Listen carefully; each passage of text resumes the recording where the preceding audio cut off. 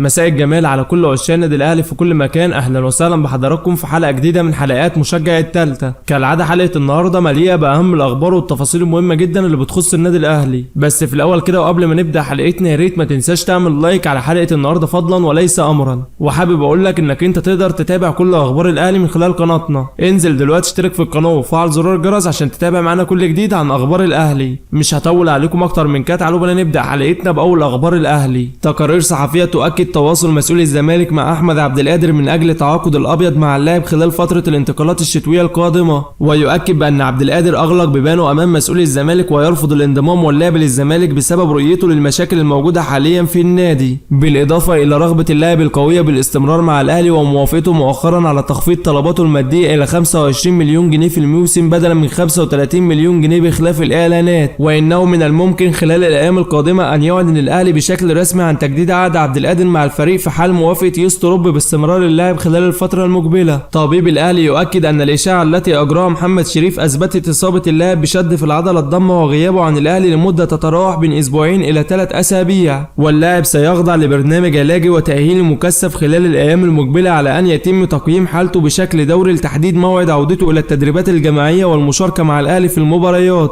احمد شوبير ينفي كل ما يقال مؤخرا بشان دخول مسؤول الاهلي في تفاوض مع فيستون مايلي لاعب بيراميدز من اجل تعاقد الاهلي مع اللاعب خلال انتقالات يناير القادمه، ويؤكد بان الاهلي لا يمكنه الدخول في تفاوض مع اللاعب بسبب مطالباته الماليه الضخمه والذي لم يدفع الاهلي مثلها لاي لاعب. كمان احمد شوبير اكد بان مشاركه امام عاشور مع الاهلي في بطوله السوبر المصري امر شبه مستحيل، لان اللاعب بعد تعافيه من الفيروس الذي تعرض له مؤخرا يحتاج لمده لا تقل عن 10 ايام يخوض خلالها تدريبات بدنيه وفنيه حتى يكون جاهز للمشاركه مع الاهلي في المباريات بشكل طبيعي. محمد العزاوي عضو مجلس اداره النادي الاهلي يؤكد عن فخره بالتواجد في قائمه الكابتن محمود الخطيب في الانتخابات المقبله، وقال فخور بتواجدي ضمن قائمه الكابتن محمود الخطيب في الانتخابات التي تجرى يوم 31 اكتوبر القادم، واتشرف بثقه الجمعيه العموميه منذ تواجدي في فتره 2004 الى 2009 مع الكابتن حسن حمدي، وكذلك تواجدي للمره الثانيه ضمن قائمه الكابتن محمود الخطيب. خدمه الاهلي شرف للجميع من اي موقع، وعلى الصعيد الشخصي انا ولدت واتربيت داخل النادي واعرف بشكل جيد مبادئ الاهلي وخدمه الاعضاء تكون من اي موقع. وجود الكابتن محمود الخطيب على راس القائمه يمثل ثقه كبيره للمنظومه، وهو ما يمنحنا دوافع كبيره من اجل تقديم افضل ما يمكن للاعضاء وللنادي وجماهير الاهلي بشكل عام.